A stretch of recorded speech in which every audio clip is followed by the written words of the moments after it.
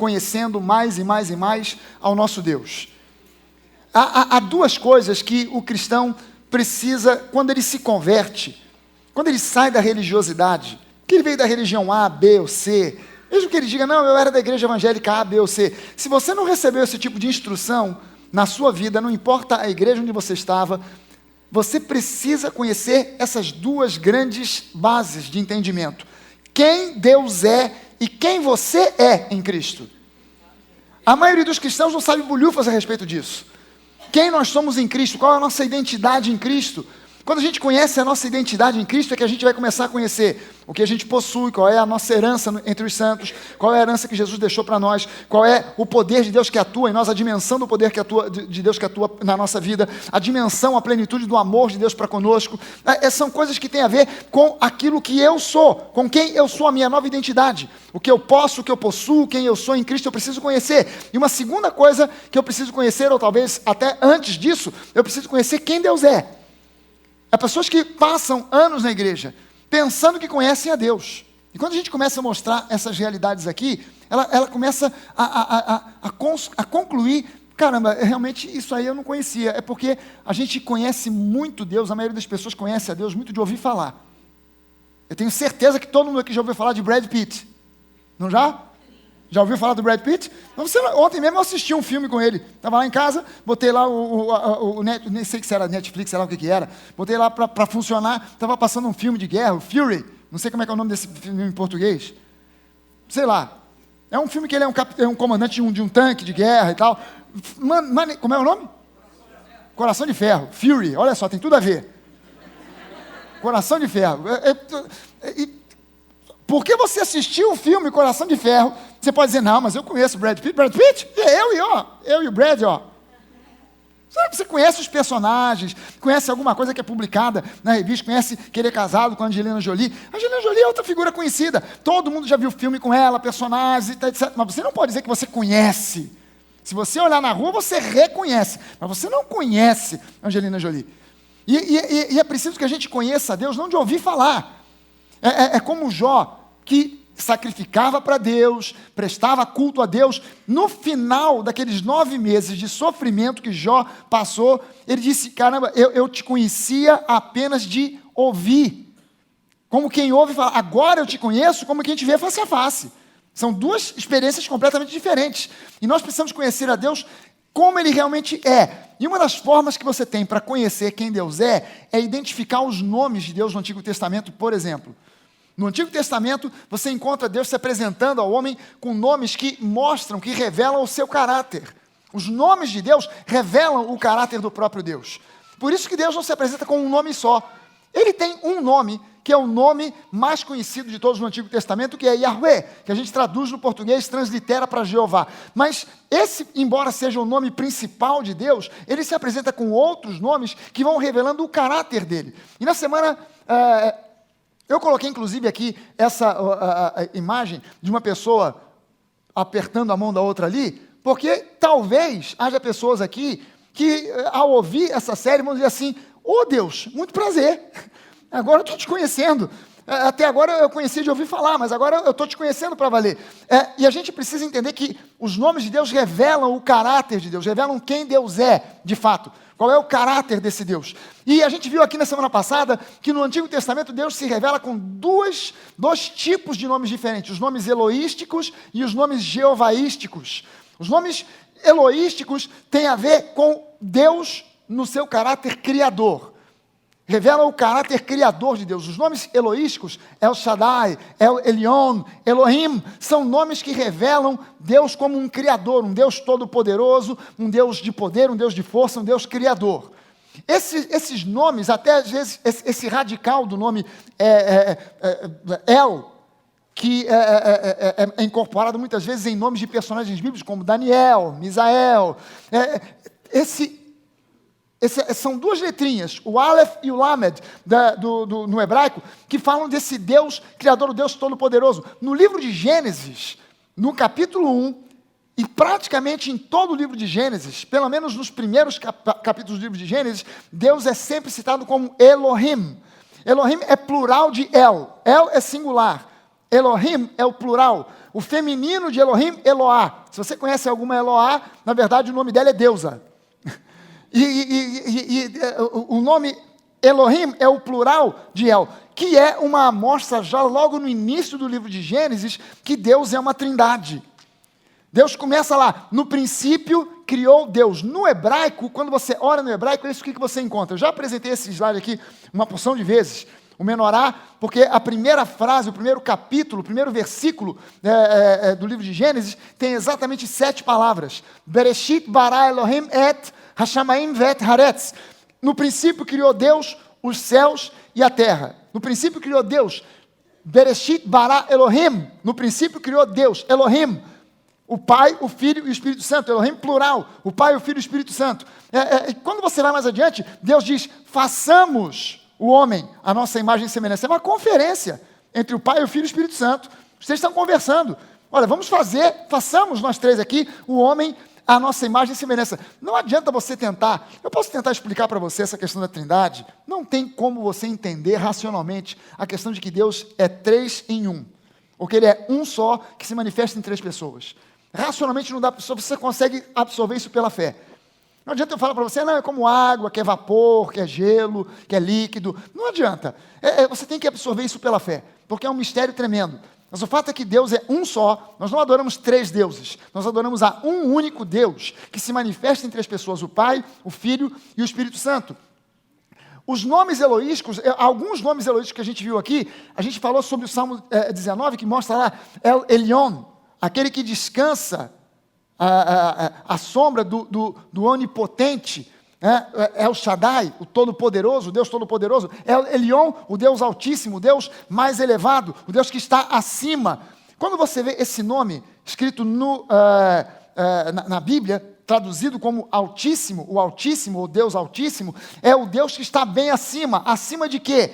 Do inferno, do diabo, dos problemas, da sujeira, corrupção que existe nesse mundo. Deus está bem acima e também bem acima dos seus problemas. Agora veja só o seguinte, a Bíblia diz que esse Deus é o Deus Altíssimo, que está bem acima das nossas lutas, dificuldades e problemas, que nós estamos assentados com Ele em lugares celestiais. Você e eu precisamos aprender a olhar os nossos problemas do alto. Não olhá-los na mesma linha, mas olhá-los de cima, porque nós estamos assentados com Deus que está bem acima dos nossos problemas. E Ele não somente é o Deus que está bem acima, mas Ele é El Shaddai, o Deus Todo-Poderoso, o Deus que é mais que suficiente para resolver qualquer problema. Amém?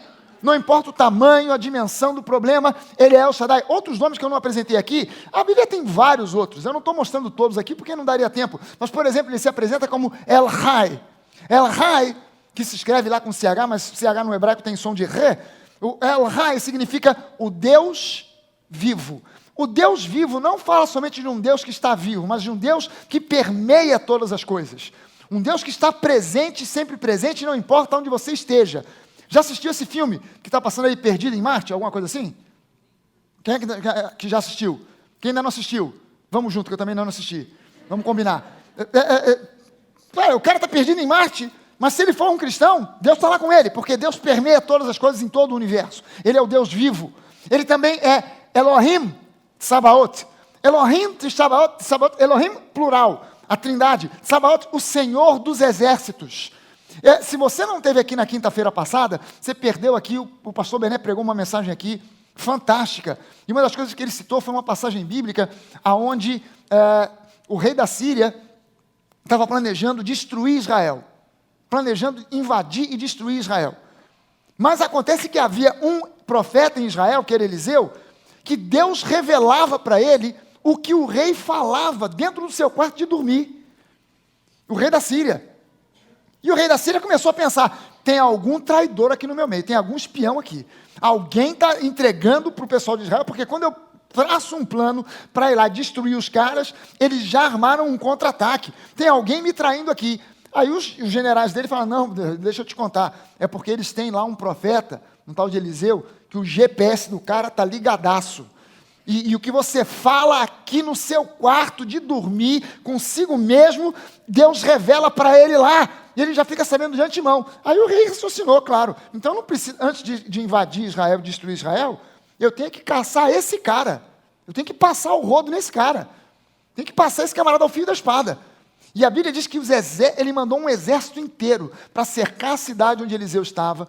E no dia que esse exército chegou de madrugada, o assistente do profeta, que era um cara chamado Geazi, ele acorda mais cedo, sai da tenda. Quando ele dá aquela espreguiçada, que ele olha, ele vê que os muros da cidade estavam cercados por todo o exército da Síria. Ele volta para dentro da barraca, da tenda, apavorado. Profeta Eliseu, olha, nós estamos cercados. O cara, na maior tranquilidade, simplesmente falou: meu Deus, abre os olhos desse garoto para que ele veja aquilo que ele não consegue ver. Quando ele voltou lá fora de novo com os olhos espirituais abertos, ele olhou e viu que do lado de fora, cercando os exércitos sírios, cercavam a cidade, mas cercando os exércitos sírios havia carros de fogo, com anjos, cercando, que eram muito mais, e a conclusão que ele teve, elas são muito mais aqueles que estão lutando por nós, do que aqueles que lutam contra nós. E você precisa se lembrar disso. O Deus a quem você serve é Elohim Tsabaoth, o Deus dos exércitos. E Ele envia-os se precisar. Não foi isso que Jesus disse? Quando Pilatos disse para ele: Jesus, se você disser o que eu quero ouvir, diga o que eu quero ouvir, porque eu quero te liberar, eu não quero te crucificar. Diga aquilo que eu quero ouvir e eu vou te mandar liberar. Ele disse: escuta, você não sabe que se eu quisesse, bastava eu estalar o dedo e o meu pai mandaria legiões de anjos para me defender? Você entende que quando você, como um servo de Deus, como um filho de Deus, você está numa posição onde Deus envia exércitos de anjos para te proteger e te guardar? Porque Ele é o Senhor dos exércitos, e sempre são mais aqueles que são por você do que aqueles que são contra você. Amém, gente? Mas os nomes que a gente vai focar aqui, nessas semanas, são os nomes jeovaísticos. O que são os nomes jeovaísticos? São nomes que revelam Deus no seu caráter redentor. Que revelam Deus como um Deus redentor, um Deus de favor, um Deus de graça, um Deus de misericórdia. São esses os nomes que a gente vai focar. E normalmente esses nomes estão associados com esse radical, Yah. São duas letrinhas, o Yud e o He. São duas letrinhas hebraicas, Yud, He, que formam no português, formariam Yah ou Ias. E alguns nomes que você encontra de personagens bíblicos terminado com Ias, Isaías, tem a ver com Deus. O Senhor é o meu Salvador. Quando você encontra esses nomes com esse radical, falam de um Deus redentor, de um Deus misericordioso, de um Deus que é bom. E o verdadeiro nome com o qual Deus se apresenta ao homem é esse nome aqui, é um nome jeovaístico, que é esse tetragrama. O judeu não se atreve a pronunciar esse nome, porque ele nem sabe exatamente como isso se pronunciava, porque é um nome tão sagrado, tão santo, que o judeu não se atreve a colocar esse nome na boca. Então, ele quando fala sobre Deus, ele não chama Deus por esse nome. Ele fala sobre Adonai, que é o Senhor, ou ele fala sobre Hashem, Shem, nome, o nome. Que nome? O nome é esse aqui, são 4 letrinhas, Yud, He, Vav, He. Quando você encontrar essas 4 letrinhas, Yud, He, Vav, He, você já está sabendo que isso aqui está falando sobre o Deus misericordioso, o Deus que é favorável, o Deus que é bom, o Deus que é redentor. Yahweh. A tradução ao pé da letra seriam só 4 letras, YHWH. Mas que aí a gente, por uma questão de ter que falar, acrescentou umas vogais aqui e virou Yahweh, que foi transliterado para o português como Jeová. Yahweh, que virou Jeová. Esse é o nome próprio de Deus, do Antigo Testamento. No Antigo Testamento, o nome com o qual Deus se apresenta aqui é o nome, não um título. Os outros nomes, El Shaddai, Elohim, são títulos de Deus, o Deus Criador, o Deus Todo-Poderoso, são títulos que Deus tem. Mas esse aqui é realmente o nome dele, Yahweh, o nome do Pai, Yahweh, que mandou o Filho, Yeshua, Yahweh, Jeová.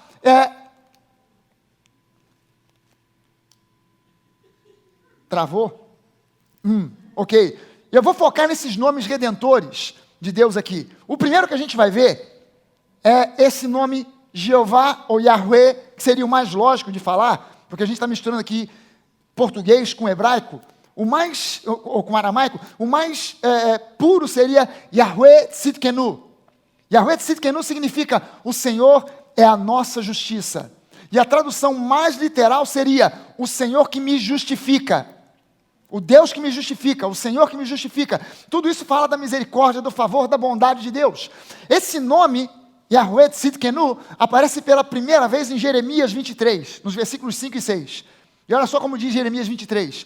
Esse texto de Jeremias 23 é um texto profético sobre Jesus, e que está falando sobre Jesus na sua segunda vinda, quando ele vai reinar nessa terra durante o milênio, aqueles 1000 anos que ele vai reinar, um reino de justiça, aonde Israel todo vai se converter. Se você não está entendendo do que eu estou falando, não vai dar tempo de eu explicar agora, você vai ter que buscar aquela série que eu preguei antes dessa, sobre segunda vinda, final dos tempos, arrebatamento da igreja, entendendo os tempos do fim, para você entender o que é o milênio, esse período em que Jesus governa, a conversão toda de Israel. Mas esse texto fala sobre esse tempo. E olha só o que ele diz sobre Jesus. Eis que vem dias, diz o Senhor, em que levantarei a Davi um renovo justo. E rei que reinará e agirá sabiamente e executará o juízo e a justiça na terra. Nos seus dias, Judá será salvo e Israel habitará seguro. Será este o seu nome com que será chamado. 2 pontos. Senhor, justiça nossa. Yahweh Tzidkenu. No hebraico está assim, Yahweh Tzidkenu. O Senhor que é a nossa justiça. O espelho disso no Novo Testamento é Romanos capítulo 3, no versículo 21. Eu sempre vou mostrar para você aonde esse nome hebraico aparece no Antigo Testamento e vou mostrar para você o espelho do Novo Testamento, onde aparece a revelação neotestamentária. Em Romanos 3, 21 a 26, diz assim: mas agora, sem lei, se manifestou a justiça de Deus, testemunhada pela lei e pelos profetas. Justiça de Deus mediante a fé em Jesus Cristo, para todos e sobre todos os que creem. E quem crê aqui, diga amém. Amém. Sobre todos, para todos os que creem, porque não há distinção. Não há distinção. Pois todos pecaram e carecem da glória de Deus. Aqui tem um problema sério para a igreja. Eu não sei por que cargas d'água, em todo canto que eu vou, as pessoas sabem de cor Romanos 3, 23. Eu me lembro que uma vez eu fui pregar numa igreja, era um culto de meio de semana, um culto menor. Eu aproveitei, estava falando sobre justiça de Deus. Isso já tem muitos anos atrás. Estava falando sobre justiça de Deus, sobre o fato de que fomos justificados. E porque fomos justificados, fomos transferidos das trevas para a luz. Nós mudamos de natureza. A nossa natureza era a natureza pecaminosa, e a nossa natureza agora mudou, é a natureza divina, a natureza do próprio Deus. E por causa disso, nós já não somos mais pobres, miseráveis, pecadores. A nossa natureza mudou. Nós agora em Cristo somos santos. E eu estava vendo que tinha uma senhora no fundo da igreja, com uma Bíblia, que ela estava irrequieta, ela não sossegava, ela virava para lá, ela virava para cá, ela olhava para mim, ela olhava para a Bíblia, e ela abria para lá, abria para cá, e ela virava para um lado, virava para o outro, e ela estava irrequieta, e de repente, ela não aguentou, e ela estendeu a mão, como um aluno que quer fazer uma pergunta para o professor. Ela levantou a mão. Eu não costumo dar essa colher de chá, mas como eu já sabia o que ela ia perguntar, eu já tinha certeza do que vinha ali. Eu deixei ela perguntar, eu falei, vai até ajudar. E aí eu falei, pois não, irmã, o que a irmã quer saber? Ela ficou de pé, abriu a Bíblia, e falou, mas pastor, o senhor está dizendo que nós somos santos? Mas aqui em Romanos 3, 23, diz que todos pecaram e ficaram carentes da glória de Deus. Aí eu ouvi aquilo e falei, é verdade, a irmã tem razão. Por favor, irmã, fecha a Bíblia, senta um instantinho que eu vou explicar. Ela fechou a Bíblia. Eu falei, agora a irmã fechou a Bíblia, me diga o que está escrito no versículo 24. Aí ela, no versículo qual, pastor mesmo? 24. Sim, está escrito, né, pastor? Aleluia. Está na Bíblia, é a palavra, está lá na palavra. Versículo 24. Não sei. Eu falei, pois é, esse é o grande problema. Eu perguntei, quem aqui na igreja conhece o que diz Romanos 3, 23? Todo mundo levantou a mão. Aí eu perguntei, e quem sabe o que está escrito no versículo 24? Ninguém levantou a mão. Ninguém sabia. Todo mundo sabia o versículo 23. E todos pecaram e ficaram carentes da glória de Deus. Mas o versículo 23 não é um retrato do nosso estado hoje. Isso é quem nós fomos. Quem nós somos hoje é o que diz o versículo 24. Sendo justificados gratuitamente por sua graça. O apóstolo Paulo chega a ser redundante. Gratuitamente pela graça. Sendo justificados gratuitamente pela graça, mediante a redenção que há em Cristo Jesus. Essa é a nossa condição atual. Amém, gente? O apóstolo Paulo apenas diz o seguinte: não tem ninguém que se exclua dessa história, da queda em Adão. Pode ser o religioso, aquele que tem tradição, que é de família evangélica, crente, de família católica, ou seja lá o quê, filho do padre, não interessa. Todos, em Adão, todos pecaram, mas em Cristo, todos foram justificados. Então o meu foco não é o versículo 23, o meu foco é entender o versículo 24, eu fui justificado gratuitamente pela graça, que é em Cristo Jesus, não por méritos meus, não por uma herança familiar, mas por causa do amor com que Deus nos amou. Amém, gente? A quem Deus propôs no seu sangue, como propiciação. Propiciação é favorecimento, é tornar propício, como propiciação mediante a fé, para manifestar a sua justiça, por ter Deus, na sua tolerância, deixado impunes os pecados anteriormente cometidos, tendo em vista a manifestação da sua justiça no tempo presente, para Ele mesmo ser justo e Ele mesmo ser o justificador daquele que tem fé em Jesus. Você entendeu aqui que o que o apóstolo Paulo está dizendo é que quem nos justifica não são as nossas obras, não são os nossos esforços, não são as nossas boas obras. Quem nos justifica é o próprio Deus. Ele é o juiz e Ele é o justificador de todo aquele que crê em Jesus.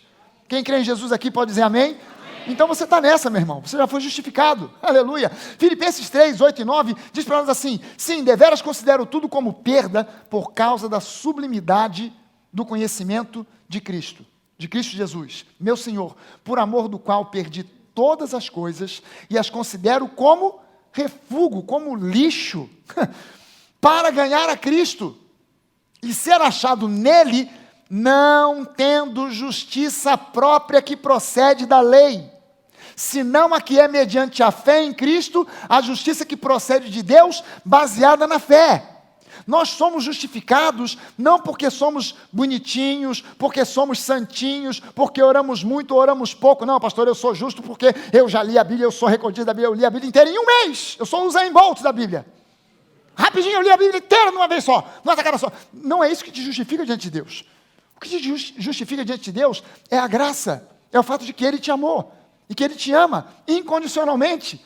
O que significa justiça? No conceito bíblico, o que significa justiça?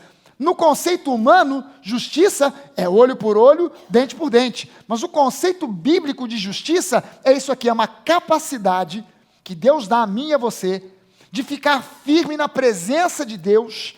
E entenda bem o seguinte, a gente usa essa expressão, mas ela é errada. Irmãos, a gente entrou na presença, vamos entrar na presença de Deus. Você não entra na presença de Deus. Você vive na presença de Deus. No Antigo Testamento é que o sumo sacerdote entrava na presença de Deus, porque a presença de Deus estava trancafiada num compartimento que era o Santo dos Santos, ou no tabernáculo e depois mais tarde no templo. Aí uma vez por ano, o sumo sacerdote entrava lá na presença de Deus, mas ele entrava com temor e tremor, porque ele podia não sair. Porque se ele entrasse com alguma coisa errada, fora do padrão da lei, ele era fulminado lá dentro. E há algumas pessoas que criaram uma lenda de que o sumo sacerdote entrava com uma cordinha amarrada no pé. E se ele falecesse lá dentro, o pessoal aqui de fora rebocava o cadáver. Eu não sei se você já ouviu essa história, mas isso é lenda. Até pelo seguinte, se ele entrasse com a corda amarrada no pé, aí mesmo é que ele morria. Porque o sacerdote não podia entrar lá dentro nem com nada a menos, nem com nada a mais daquilo que a lei previa, que era as vestes sacerdotais e o sangue de um cordeiro. Ele não podia entrar lá dentro de outra forma. Se ele acrescentasse ou tirasse alguma coisa, ele estava fulminado, ele já morria. Ele podia, por exemplo, as roupas do sumo sacerdote, se você for lendo no Antigo Testamento, ela começava com uma bermuda de linho, era a roupa de baixo, depois ele ia botando uma túnica por cima da outra. Se ele, por um acaso, se assim, para ele entrar lá dentro, primeira coisa que ele tinha que fazer, ele tinha que estar sem roupa alguma e entrar no mikvá, tomar um banho, fazer um batismo. Ele entrava no mikvá, água fria, ele sem roupa, nu, entrava ali dentro, descia por um lado da escada, mergulhava na água gelada, simbolizando com isso a purificação dos seus erros. Ele saía daquela água por outro lado, para não passar pelo lado da impureza. E aí ele começava a colocar as roupas de sumo sacerdote, que começava com essa bermuda de linho. Se ele, por um acaso, pensasse assim, poxa, mas a bermuda, ela não está legal, eu também não vou botar não, ninguém vai ver mesmo. Vou estar cheio de túnica por cima. Quem que vai ver? Ele entraria no Santo dos Santos e ia morrer fulminado, só por falta de uma bermuda. Pela falta de uma bermuda. Agora, tu imagina se ele entrasse com uma cordinha amarrada, Deus ia olhar o que veio de cordinha, pum! Ia morrer fulminado. Nos registros de Israel, não existe o registro de um sumo sacerdote que tenha morrido. Porque o sumo sacerdote, ele botava essa roupa toda, depois ele fazia um sacrifício de um cordeiro por si, pelos seus pecados. Depois ele sacrificava um bode pelo povo. Ele entrava com aquele sangue ali dentro, ele aspergia o sangue com o polegar 7 vezes em cima da arca, 7 vezes em cima dos papiros da lei, e saía voado lá de dentro. Ele não queria ficar lá dentro, porque ali era um lugar de temor e tremor. Mas você precisa entender que hoje é diferente, o véu foi rasgado. O acesso que nós temos hoje a Deus é livre, e aliás não fomos nós que entramos na presença dEle, foi Ele que saiu de lá para se encontrar conosco aqui fora. Nós hoje não entramos na presença de Deus. A gente usa essa expressão. Se você por um acaso ouvir aqui no púlpito dessa igreja, essa expressão é pela força do hábito. Meus irmãos, vamos começar o culto, vamos entrar na presença de Deus. Nós já estamos na presença de Deus. A gente anda, a gente vive na presença dEle. Amém? E justiça é uma capacitação que Deus te dá de você ficar firme na presença de Deus sem nenhum senso de culpa, de inferioridade ou de indignidade. É isso que o diabo quer produzir. Que você se sinta indigno, inferior, não merecedor. E a gente às vezes vê isso até em orações que as pessoas fazem. Ah, meu Deus, meu Pai, somos indignos, não merecemos, nós somos pó, somos vermes, Senhor. Eu quando estou diante de alguém que faz uma oração dessa, eu vou orando junto. Senhor, é só ele, eu não sou. O verme está ali. Ele é o lixo, eu não sou, eu sou filho. Se ele é verme, eu não sou. Se ele está com verme, eu não estou. Isso não tem nada a ver comigo, a minha história é outra. Não aceita essa oração para mim não, porque eu fui justificado, eu era lixo, eu era um verme, eu era pó, mas em Cristo eu fui restaurado e eu me tornei filho de Deus. Amém, gente? Aleluia! Glória a Deus! 3 pontos que a gente precisa considerar aqui, quando a gente entende que Deus é a nossa justiça, que Ele é o juiz, mas Ele também é o nosso próprio justificador. Gente, isso é uma coisa que é uma maluquice, não existe isso no mundo. Um juiz que seja aquele que é designado para te julgar, e ele mesmo é quem te justifica. Ele mesmo é que é o teu advogado de defesa. Isso é uma maluquice. Mas Deus fez isso por nós porque Ele nos amou. 3 pontos para você considerar. Primeiro deles, se Jesus é o nosso Jeová Tzidkenu, se o Deus a quem a gente serve é a nossa justiça, eu preciso entender que em Jesus eu tenho abundância de perdão. Eu tenho abundância de perdão. Você pode dizer isso? Em Cristo, eu tenho abundância de perdão. Meu irmão, não há pecado no mundo que fique fora do alcance do perdão de Deus. Desde a mais besta e inocente mentirinha, até o mais terrível dos assassinatos, em Cristo há perdão para tudo. Não há nada que fique de fora. Em Cristo há perdão em abundância. João capítulo 3, versículo 16, o versículo mais manjado da Bíblia. Porque Deus amou ao mundo de tal maneira. Você pode tirar aquela expressão ali ao mundo e personalizar. Porque Deus me amou de tal maneira. Porque Deus me amou de uma maneira tal que Ele enviou o seu Filho unigênito para que todo aquele que nele crê, e eu me incluo nisso, não pereça, mas tenha vida eterna. Isso aqui o que é? O que Ele diz aqui? Que essa salvação veio a nós porque a gente conquistou, porque a gente alcançou, porque a gente pagou penitência, porque a gente fez algum tipo de esforço, porque a gente leu muito a Bíblia, porque a gente orou até virar do avesso. Não! Ele diz aqui que Deus nos amou, ponto. Não tem um porquê. Ele nos amou porque Ele nos amou. Ponto final. Amém, gente? Ele nos amou porque Ele é um Deus gracioso e nos concedeu a vida eterna. Deus te amou de tal modo que Ele enviou a Jesus para sofrer as penalidades do pecado no seu lugar. O que Jesus tinha a ver com o seu pecado? Nada. Nada. É difícil a gente avaliar isso aqui, mas só para você ter uma ideia, um lado prático para você conseguir avaliar o que significa Deus enviar o seu próprio Filho, a segunda pessoa da Trindade, para morrer por nós, por um crime que Ele não cometeu, por um erro que era nosso. Para você ter uma ideia, eu não sei como é que você se sente, mas como é que você encara quando você ouve uma notícia na televisão, de alguém que ficou preso durante anos de maneira injusta? Como é que você se sente? Eu há pouco tempo me lembro que assisti uma reportagem de um camarada que ficou 20 anos na cadeia, acusado de um assassinato. E de repente descobrindo que ele era inocente. O azar dele é que ele tinha o mesmo nome do assassino, e o pai e a mãe dele tinham o mesmo nome do pai e da mãe do assassino. Aí o pessoal pegou, olhou e falou assim, ó, fulano de tal, filho de fulana, filho de ciclano, é ele mesmo, grampeia esse cara. E botaram o camarada na prisão.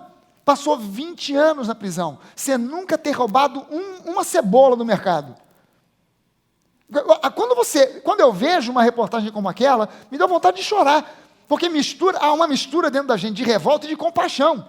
Uma vida, 20 anos, gente, 20 anos de uma vida é muito tempo, que foi perdido por uma injustiça, por algo que ele não fez. Mas é exatamente isso o que Jesus fez por nós. Ele não tinha nada a ver com o pacto, ele não tinha nada a ver com o problema, mas ele se ofereceu para morrer no nosso lugar. Quem merecia tudo o que ele passou, éramos nós. Quem devia sofrer o que ele sofreu, éramos nós. Quem devia ir ao inferno, não tinha.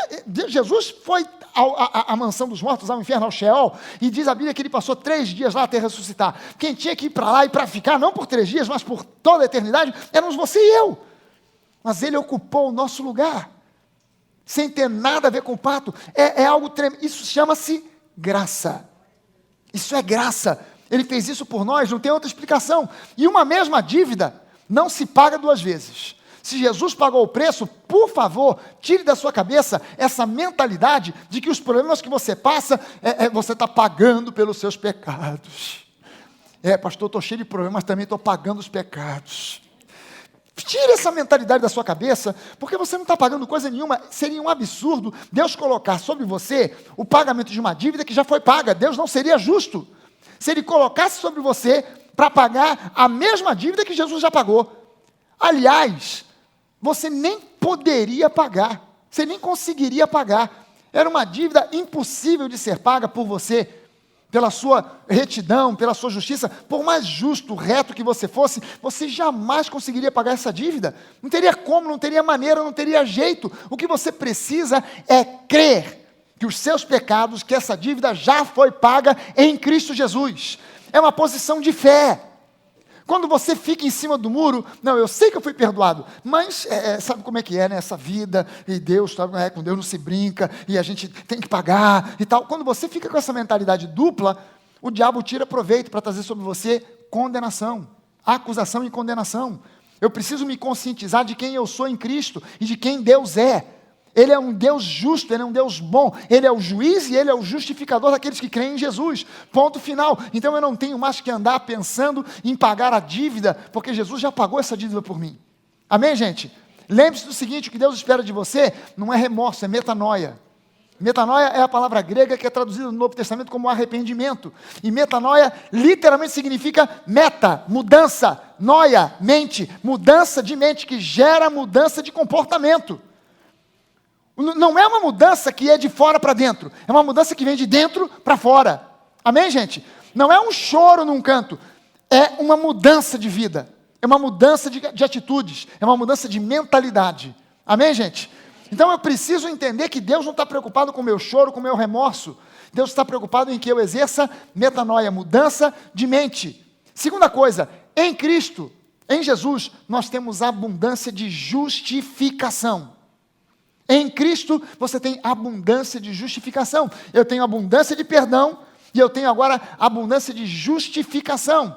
Romanos 5,17 até o 21, diz assim: se pela ofensa, pelo pecado, de um só, Adão, e por meio desse um só, reinou a morte, muito mais os que recebem a abundância da graça e o dom da justiça reinarão em vida por meio de um só, a saber, Jesus Cristo. Pois assim como por uma só ofensa veio o juízo sobre todos os homens para condenação, assim também por um só ato de justiça, a cruz do Calvário, veio a graça sobre todos os homens para a justificação que dá vida. Porque como pela desobediência de um só homem, muitos se tornaram pecadores, assim também por meio da obediência de um só, muitos se tornarão justos. Sobreveio a lei para que avultasse, magnificasse, destacasse a ofensa, o pecado. Mas onde houve abundância do pecado, se manifestou a superabundância da graça. Amém, gente? Eu preciso estar com isso na minha cabeça. O pecado pode existir nesse mundo em abundância, mas aonde há abundância do pecado, a superabundância da graça. Amém, gente? Como é que a graça se manifestou na sua vida? De maneira dosada, pequena, não, de maneira superabundante. Aleluia! A fim de que, como o pecado reinou pela morte, assim também reinasse a graça pela justiça para a vida eterna, mediante Jesus Cristo, nosso Senhor. Glória a Deus. Para o cristão genuíno, gente, nascido de novo, não pode, não deve haver sentimento de indignidade na presença de Deus. Eu não posso me permitir ser levado por esse sentimento de, eu vou orar, mas não sei se eu vou receber porque eu não mereço, eu não sou digno. Não é por aí. A via não é essa. O pensamento correto não é esse. O pensamento correto é, Jesus já conquistou isso por mim e para mim. Não tem a ver com aquilo que eu mereço, não tem a ver com a minha dignidade, não tem a ver com a minha postura como um homem religioso, uma mulher religiosa, tem a ver com o que Ele fez por mim. Então, o máximo que eu posso fazer, e o mínimo, é aplicar a minha fé. Só isso. É usar a minha fé. A gente deve crer, nós devemos crer que nós somos perdoados, justificados pelo sangue de Jesus, que é o Cordeiro de Deus que tira o pecado do mundo. Não foi assim que João Batista chamou Jesus? Quando Jesus passa pela primeira vez por João Batista olha para Jesus e diz, eis aí o Cordeiro de Deus que tira o pecado do mundo. O que João Batista estava querendo dizer com isso? Que imagem foi aquela que ele puxou? É uma imagem do Antigo Testamento. É isso aqui, ó. No Antigo Testamento, é importante você entender essa imagem do Antigo Testamento. No Antigo Testamento, quando havia dois tipos de sacrifício, que eram os dois sacrifícios obrigatórios. O livro de Levítico fala sobre 5 tipos de sacrifícios. Desses 5, 3 eram voluntários, você podia fazer ou não. Mas havia 2 que eram obrigatórios. O sacrifício pelo pecado e o sacrifício pela culpa. Quando alguém cometia um pecado, para se livrar do pecado, o sujeito tinha que oferecer um sacrifício, pegava um cordeiro, levava até o tabernáculo, apresentava para o sumo sacerdote ou para o sacerdote observava o cordeiro e via se o cordeiro tinha algum defeito, alguma mancha, alguma falha física. Se ele declarasse o cordeiro perfeito, o ofertante podia ir embora. Veja bem o seguinte, o sacerdote não observava o ofertante. O ofertante não tinha que abrir a boca para dizer nada. Ele não tinha que chegar lá e o sacerdote perguntar, vem cá, você está trazendo esse cordeirinho, mas o que você fez? Vai falando aí, entrega o jogo, rapaz. Vai falando, mentiu, roubou, adulterou, fez o quê? Não, o camarada não tinha que falar nada. Ele só tinha que trazer o cordeiro e o sacerdote não precisava nem olhar para a cara dele para saber se ele era bonito, feio, branco, preto, alto ou baixo, gordo ou magro. Ele tinha que olhar para o cordeiro. E ele, quando olhava para o cordeiro, ele examinava o cordeiro e se ele decretasse que o cordeiro era perfeito, ele pegava o ofertante, o ofertante impunha as mãos sobre o cordeirinho, passando os seus pecados para o cordeiro, recebendo do cordeiro a pureza do cordeiro, dava as costas e ia embora. E o sacerdote passava a faca, era na jugular do cordeiro. Entenda o seguinte, quando Deus tem que pensar a respeito dos seus pecados, Ele não olha para você, Ele não avalia você, Ele não examina você, Ele não julga você, Ele olha para Jesus, que é o cordeiro. E quando ele olha para Jesus, o que ele vê? O sacrifício já foi feito, o preço já foi pago. Ele não olha para você para te analisar, vai aí, fala, entrega. Você está entendendo que há uma interpretação errônea de que nós devemos confessar a Deus os nossos pecados? E porque Deus não está precisando nem se importando que você faça uma lista dos erros que você cometeu, porque Ele já conhece todos os erros que você tenha cometido, e Ele não está olhando para você, Ele está olhando para Jesus. Por isso que no momento da ceia, o foco não é, Senhor, eu fiz isso, eu fiz aquilo outro, e não vai dar tempo, o pão já está chegando. E o vinho, peraí, Senhor, calma, pastor, calma, que eu ainda estou aqui no meio da confissão, porque eu fiz aquilo outro, e não vai dar tempo. O pastor já está orando, não posso participar da ceia, não deu tempo de confessar tudo. Ah, Jesus! Mas pelo menos essa metade já ficou confessada. No próximo culto eu confesso o resto. Aleluia, perdi a oportunidade hoje, mas na próxima eu não perco. Não é por aí, porque o centro da ceia não é você e os seus pecados, é Jesus. Deus não está olhando para você e os seus defeitos, está olhando para Jesus e a perfeição dele. Amém, gente? Em terceiro lugar, em Jesus, nós temos plena restauração. E esse aqui é o ponto aonde o diabo pega com mais facilidade. Porque não é difícil você entender que em Cristo você tem perdão pleno, justificação completa, mas quando chega nesse terceiro ponto, é onde o diabo consegue encontrar uma brecha para causar prejuízo na cabeça, no coração do povo de Deus. Em Cristo, você e eu temos plena restauração. O que significa isso? Significa que em Cristo nós não somente temos o perdão dos pecados, mas temos o livramento da culpa pelo pecado. Quando a Bíblia fala sobre você ser restaurado, um dos aspectos da restauração é que Jesus, ele não somente te livra do pecado, mas também da culpa pelo pecado. Eu já ouvi muita gente na televisão, em palestras, intelectuais, psicólogos, psiquiatras, filósofos, dizendo que o cristianismo é uma religião de culpa. Isso é uma ignorância. O cristianismo justamente não é uma religião de culpa. O cristianismo é aquela religião que livra o homem da culpa. A religiosidade traz sobre o homem culpa. E se há uma coisa com que o homem não consegue conviver, é com essa tal de culpa. Isso gera tanta coisa errada, tanta coisa ruim dentro da pessoa. O sentimento de culpa gera abatimento, depressão, angústia, atrapalha a vida da pessoa tremendamente. Hebreus 8, no versículo 6, diz para nós o seguinte: agora, com efeito, obteve Jesus ministério tanto mais excelente, quanto é ele também mediador de superior aliança, instituída com base em superiores promessas. Esse texto aqui está mostrando para nós que nós temos com Deus uma aliança, e essa aliança é superior à aliança do Antigo Testamento. Amém, gente? E nessa aliança inclui o perdão de todos os nossos pecados. Lá em 2 Coríntios 5, 21 diz assim: aquele que não conheceu o pecado, ele, Deus, o fez pecado, a Jesus, por nós, para que nele nós fôssemos feitos justiça de Deus. Você e eu fomos justificados. Então eu não posso mais andar com base em culpa, por coisas que eu fiz no passado. Eu preciso entender que existe uma barreira para o homem viver a plenitude do perdão divino, e essa barreira é justamente a culpa pelo pecado. As pessoas, os crentes geralmente, eles chegam até um ponto onde eles entendem: não, peraí, eu ouvi a pregação, e eu li na Bíblia, realmente eu fui perdoado, eu fui justificado, mas essa culpa não me larga, porque eu fiz, porque eu cometi esse erro, e eu prejudiquei fulano, e eu prejudiquei a mim mesmo, e a minha família, e é difícil, e parece que todo dia o diabo vem para trazer um pisca-pisca com o seu pecado escrito na sua cara, para trazer sobre você culpa e condenação. Eu preciso entender que eu não preciso e não devo ficar carregando a culpa do pecado, porque eu já fui perdoado. Eu preciso entender que o homem religioso, ele acaba apelando para uma série de recursos, ele vai fazer psicoterapia, para se livrar da culpa. E eu conheço gente que passou 20 anos no divã do psicoterapeuta e já entendeu um monte de coisa, mas ainda continua carregando o peso da culpa nas costas. Já entendeu um monte de coisa. Não, meu problema é papai, mamãe. Já me mostraram isso. Inclusive o psicólogo já falou que eu sou gay, mas ainda não sei disso. Mas eu estou tentando me conscientizar. E tal. Eu já entendi um monte de coisa. Mas não resolveu o problema da culpa. Não conseguiu resolver o problema da culpa. Ele continua carregando o problema da culpa. E ele busca uma porção de outros recursos. Ele busca o lado religioso para resolver o problema da culpa.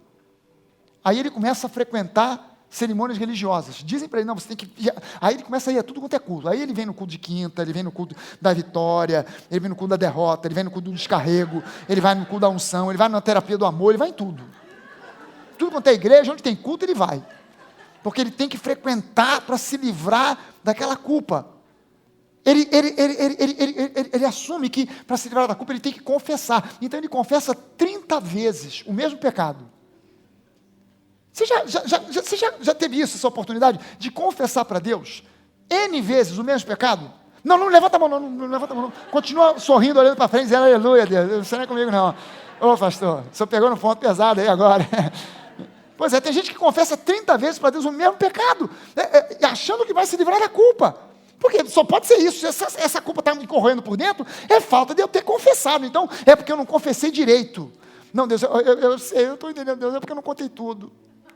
Não foi só uma jujuba que eu roubei, não. Foi um pacote inteiro, pai. Aleluia. Ele vai aumentando. Depois ele até inventa coisa. Não, pastor, oh Deus, foi a jujuba e um pacote também de amendoim. Ele vai aumentando as coisas. Porque não é possível, já confessei. Ele continua confessando. Ele faz penitência. Não, eu vou subir a escada da igreja da Penha de joelho até a carne sair e ficar rótula de fora. Vou subir e descer, até a carne ir embora. Eu vou caminhar daqui até Recife carregando uma cruz nas costas. Mas eu tenho que me livrar dessa culpa.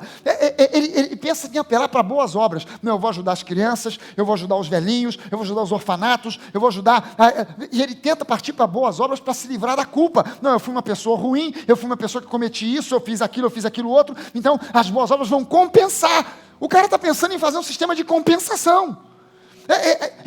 Ele parte para a abstenção de prazeres. Não, eu tenho que me livrar dessa culpa, eu não vou mais comer chocolate, eu não vou, nada que me não vou mais a cinema, eu não vou mais à praia. Então, fulano, vamos para a praia? Não posso mais, não vou mais.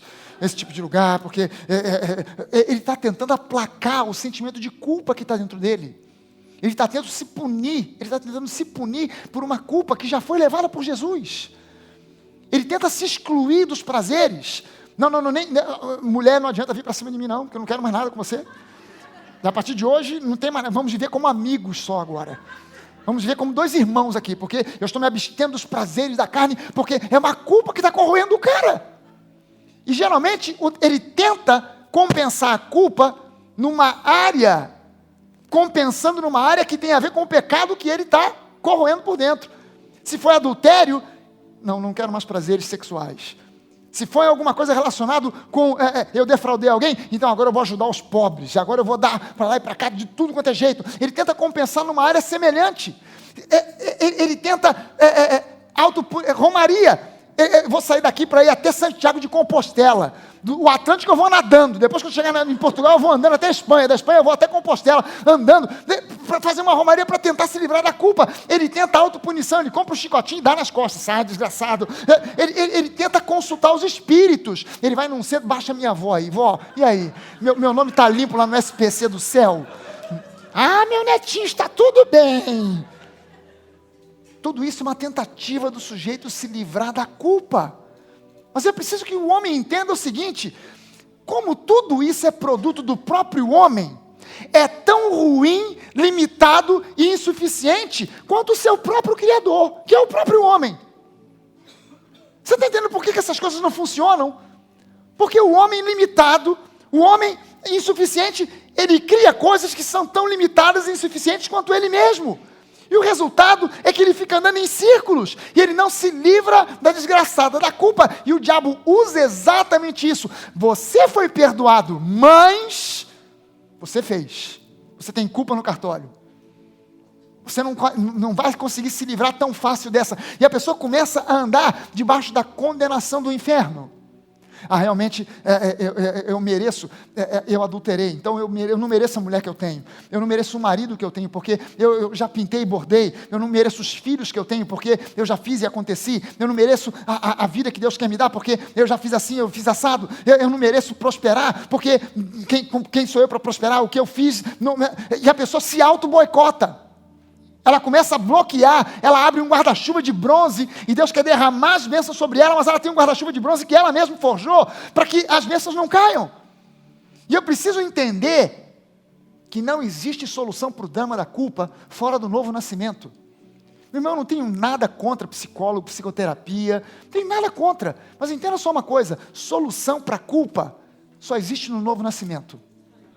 Você pode pegar uma mula, disfarçar a mula, pintar a mula, cortar as orelhas da mula, lixar o casco da mula, pintar ela toda e botar ela para correr no jockey como se fosse um cavalo puro sangue. Mas na hora que a portinha do paddock abrir, os cavalos puro sangue vão sair e a mula vai fazer... Porque é uma mula. Só tem um jeito de você resolver o problema da mula: é ela morrer e nascer um cavalo puro sangue. O problema da culpa do homem não se resolve simplesmente ou meramente com psicoterapia, ou com penitências, ou com romarias, ou com boas obras. É necessário nascer de novo. entender o novo nascimento. Colossenses 1, versículo 13 e 14, diz para nós que Ele, Jesus, Ele nos libertou do império das trevas, Ele nos libertou do pecado, Ele nos libertou da culpa do pecado. Lembre-se que eu disse para você, 2 sacrifícios obrigatórios no Antigo Testamento, o sacrifício pelo pecado e o sacrifício pela culpa. Eu não posso me livrar só do pecado. Deus, Ele é completo. Ele não livrou você só do pecado, Ele também livrou você da culpa pelo pecado. A culpa pelo pecado. Ele nos libertou do império das trevas e nos transportou para o reino do Filho do seu amor, no qual nós temos a redenção, a remissão. Remir é zerar. Ele zerou a nossa ficha. Amém, gente? Veja o que Deus fez por nós em Cristo. Pare para pensar um pouquinho. Pare para refletir o que Deus fez por você e por mim em Cristo. Você entende que isso aqui era o nosso quadro quando nós não tínhamos Jesus? Não importa que você diga, pastor, eu nunca sofri de depressão, eu nunca tive problemas emocionais, mas por dentro era assim, que no nosso espírito nós éramos assim, nós estávamos assim. Talvez você olhando para uma figura dessa, você até se identifique, pastor, eu me sentia como esse cara do canto aqui, ó. Fora tinha gente pra caramba à minha volta, mas por dentro eu estava sozinho. Eu me sentia sozinho, abandonado, olhando pela janela, vendo a banda passar. Pastor, eu me sentia como esse cara aqui, com a mão na cabeça, falando, e agora o que eu faço? Como é que eu resolvo? Como é que eu resolvo a minha vida? Para onde que eu vou? Para que lado eu corro? Eu vou para o sul, vou para o norte, vou para o leste, vou para o oeste, eu não sei o que eu faço. Talvez você se sentisse como essa aqui. Olha, não tenho força nem para nada, eu não quero nem saber, quero que se dane, agora eu vou ficar jogado aqui no canto. Por fora, talvez você estivesse rindo, dando abraço em todo mundo, mas por dentro, essa era a nossa situação sem Cristo.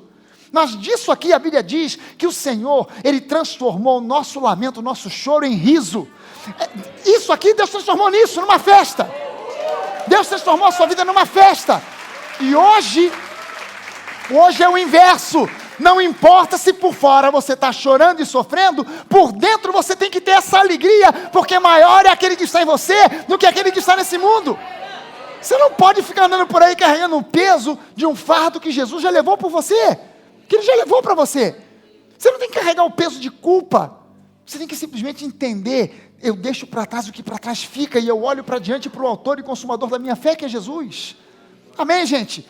Eu preciso entender que em Efésios 2, olha só o quadro que o apóstolo Paulo pinta a nosso respeito em Efésios, no capítulo 2, mas Deus sendo rico em misericórdia, Jeová Tzidkenu, Yahweh Tzidkenu, o Senhor que é a nossa justiça, que é a nossa misericórdia, que é a graça, por causa do grande amor com que nos amou, e estando nós mortos em nossos delitos, nos deu vida juntamente com Cristo, pela graça sois salvos, e juntamente com Ele nos ressuscitou, e nos fez assentar nos lugares celestiais, em Cristo Jesus, para mostrar nos séculos vindouros, a todo mundo que está à sua volta, a suprema riqueza da sua graça, em bondade para conosco, em Cristo Jesus. Gente, em Cristo nós temos perdão pleno, justificação plena, restauração plena, porque Ele é o nosso Jeová Tzidkenu, Ele é o Deus que é a nossa justiça, Ele é, diga isso, Jesus, é o meu Yahweh Tzidkenu, é o meu justificador, Ele é o meu juiz e o meu advogado de defesa, Ele me justificou em Cristo, aleluia.